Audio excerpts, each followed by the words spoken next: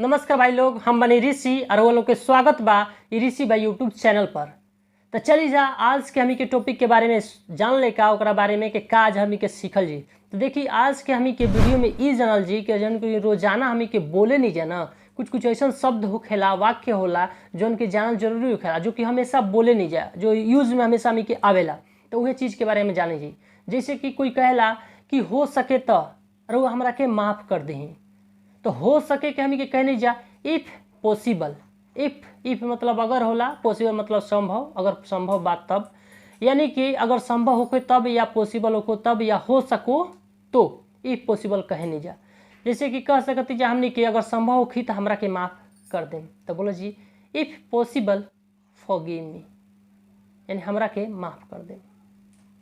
अगर हमें के बोले के रही कि हो सके तो इंग्लिश सीखी तो जी हमें के बोला जी इफ़ पॉसिबल लर्न इंग्लिश।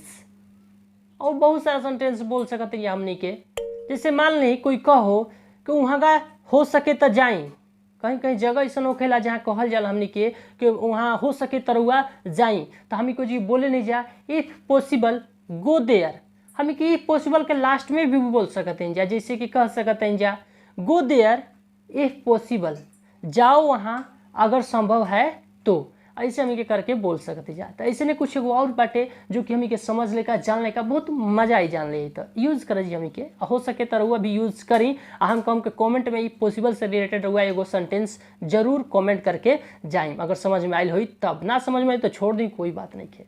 देखी अगर हमने के बात आओ इफ़ सो कहे के मतलब ये बाटे कि अगर ऐसा हो या अगर ऐसा है कि आवो चीज़ तब हमी के बोले नहीं जा अपन इफ़ सो के। जैसे कहल जाओ कि अगर ऐसा हो तो मैं वहाँ नहीं जा सकता हूँ। तो क्या बोल सकते हैं जा if so I can not go there. I can not go there, मैं नहीं जा सकता देयर वहाँ। आप इस वीडियो को पसंद करते हैं, यू लाइक दिस वीडियो।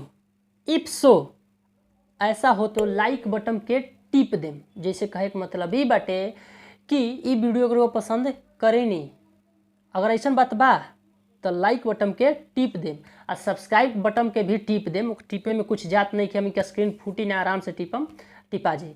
अब बस ऐसे ही रोज रोज के वीडियो हमें के आवत रही, रोजाना कह रही। तो हमारे के इजाज़त, तब तक खातिर bye bye, tata and take care.